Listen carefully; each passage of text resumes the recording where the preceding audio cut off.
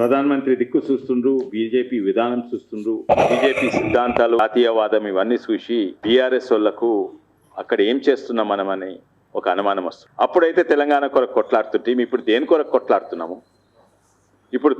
ఇప్పుడు family rule కొరక, తండ్రి కొడుకుల కొరక, వాళ్ళ పాలన కొరకు కొట్లాడుతున్నామా, లేకుంటే కాళేశ్వరం కొరకు కొట్లాడుతున్నామా అని వాళ్ళకి ఆలోచన వస్తుంది.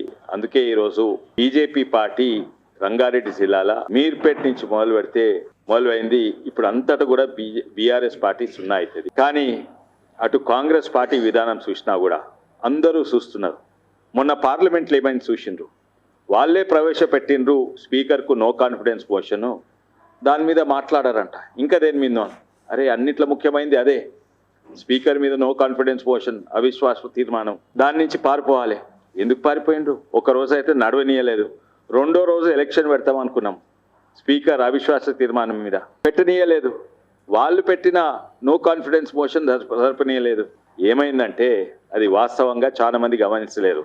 ఆ రోజు ఎంతో మంది అపోజిషన్, అంటే నాన్ కాంగ్రెస్ అపోజిషన్ పార్టీస్ అందరు కూడా కలిసి మాట్లాడడం మొదలుపెట్టిండ్రు. దాంతో కాంగ్రెస్ తెలిసిపోయింది ఏంటంటే సొంత అపోజిషన్ పార్టీస్ కూడా మాకు సపోర్ట్ ఇయ్యదు. ఒకవేళ నో కాన్ఫిడెన్స్ మోషన్ పెడితే, ఎలక్షన్స్ పెడితే 400 ఓట్ల కంటే మించి బీజేపీకి వస్తాయి, మాకు 100 ఓట్లు కూడా వస్తాయి అనుమానంతో వాళ్ళు ఉరికిపోయినరు.